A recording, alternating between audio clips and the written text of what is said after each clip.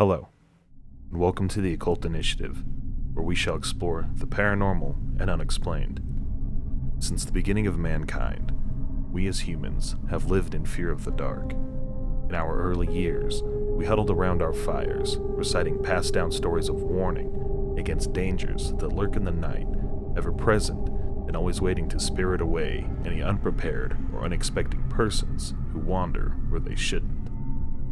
These stories taught us to never stray too far from the safety of our families or the warmth of our homes, that we, after all, are only so small in this wide world that we call our home. This is the story of the Wendigo. The Algonquin tribes of the First Nations inhabited the northeastern reaches of North America, spreading from the Canadian Great Lakes regions to the northern forests of Nova Scotia and even to areas in Wisconsin of the United States. Living in the cold north, there were times when the Algonquin people were faced with hard realities, as food could not always be grown and animals were too far and too few to hunt. The terrible nature of famine was on its own a very real danger for early humans. With a lack of sustainable food, hunger would drive people to acts of murder to keep what food they had lasting for a little while longer, and eventually they would turn on one another for their next meal. In times of famine, the Algonquins would caution to tales of a malevolent spirit whose influence would invoke acts of insatiable greed, murder, and cannibalism, and curse those who fell into temptation and hunger. And in some traditions, it is said that humans overpowered by this greed would themselves turn into this evil spirit. Among the Assiniboine, the Cree, and the Ojibwe, a satirical ceremonial dance is sometimes performed during these times of famine to reinforce the seriousness of the Wendigo taboo. The ceremony, known as Wendigo Kansimoan, performed during times of famine that involved wearing masks and dancing backward around a drum. Also known by the Cree tribes as the Wendigo, this monster is associated with the north, winter, cold, famine, and starvation.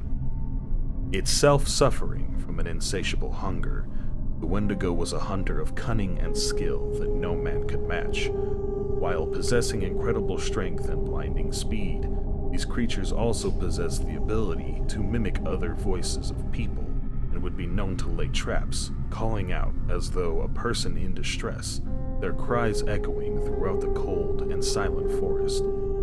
Any who braved the dark to help these seemingly in distress folk would meet a brutal and terrifying end, as they would only find death, tall, cold, and pale. Basil H. Johnston, an Ojibwe teacher and scholar from Ontario, gives a brief description of a Wendigo. The Wendigo was gaunt to the point of emaciation, its desiccated skin pulled tightly over its bones, with its bones pushing out against its skin. Its complexion, the ash gray of death, and its eyes pushed back deep into their sockets. The Wendigo looked like a gaunt skeleton, recently disinterred from the grave. What lips it had were tattered and bloody, uncleaned, and suffering from suppuration of the flesh. The Wendigo gave off a strange and eerie odor of decay and decomposition, of death and corruption. It is said in some cultures that Wendigos gain their size from their greed. Never satisfied and ever hungry, the Wendigo's size and stature grow in relation to every creature they consume, so it could never be full. The legend of the Wendigo is one that has carved a prominent seat in pop culture. Outside of traditional lore, one of the first written fictions is found in Algernon Blackwood's short story simply titled The Wendigo, a story of two Scotsmen. Simpson and his doctor Uncle Cathcart are on a moose hunting trip with guides Hank Davis and the wilderness-loving French Canuck Joseph DeFago. While their Indian punk stays to tend to the main camp, the others split up into two hunting parties. Dr. Cathcart goes with Hank, while DeFago guides young Simpson in a canoe downriver to explore the vast territory beyond. Simpson and DeFago make camp, and it soon becomes clear that DeFago senses, or at least thinks he senses, some strange and fearful odor on the wind. That night, Simpson wakes to find DeFago cowering in terror from something outside the tent. Later, DeFago runs off into the forest, forcing Simpson to go and look for him. He follows his footprints in the snow for many miles, realizing that DeFagos are not the only set of tracks. The larger set of footprints are not human, and gradually it seems that DeFagos' own tracks have metamorphed into smaller versions of the larger set. Eventually, both sets of tracks vanish, and Simpson believes he hears DeFagos' voice calling out in the distant sky above, remarking in pain at his burning feet of fire. Simpson finally manages to make his way back to the main camp, where he is reunited with the others. Dr. Cathcart and Hank go with him to search for DeFago, and when camping once more out in the wilderness, DeFago, or some hideous parody of DeFago, appears before them before vanishing once again into the night.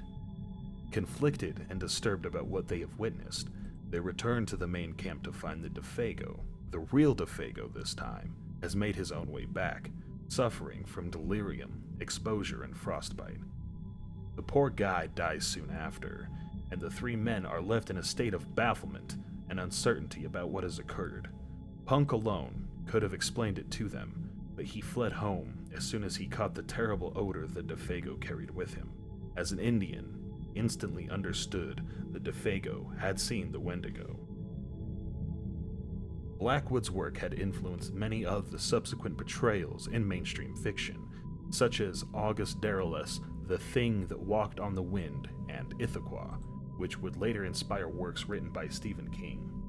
Eventually, we would see depictions of Wendigos in Marvel and Dark Horse comics, and most recently, in the 2015 horror survival game Until Dawn. Inspiring as well, the name of a controversial modern medical term, Wendigo psychosis, in which a person will gain symptoms of intense craving for human flesh and fear of becoming a cannibal. In historical accounts of Wendigo psychosis, it has been reported that humans become possessed by the Wendigo spirit after being in a situation of needing food, having no other choice besides cannibalism. In 1661, a New France mission chronicler, the Jesuit Relations, reported, "What caused us greater concern was the news that met us upon entering the lake, namely, that the men deputed by our conductor for the purposes of summoning the nations to the North Sea and assigning them a rendezvous, where they were to await our coming, had met their death the previous winter in a very strange manner. Those poor men, according to the report given us, were seized with an ailment unknown to us, but not very unusual among the people we were seeking. They are afflicted with neither lunacy, hypochondria, nor frenzy, but have a combination of all these species of disease, which affects their imaginations and causes them more than canine hunger. This makes them so ravenous for human flesh that they pounce upon women, children, and even upon men like veritable werewolves and devour them ferociously without being able to appease or glut their appetite, ever seeking fresh prey, and more greedily the more they eat. The ailment attacked our deputies, and, as death is the sole remedy among these simple people for checking such acts of murder, they were slain in order to stay the course of their madness." Whether objects of fiction or horrors of reality, Wendigos have had a large impact upon the world today. Countless anecdotal accounts can be found on forum message boards, such as 4chan or Reddit, detailing close encounters with creatures of similar depiction. The majority of people would write these accounts off as nothing more than fantastical stories. However, one thing is for certain: should you ever decide to explore the vast wilderness of North America, never travel alone and always be prepared.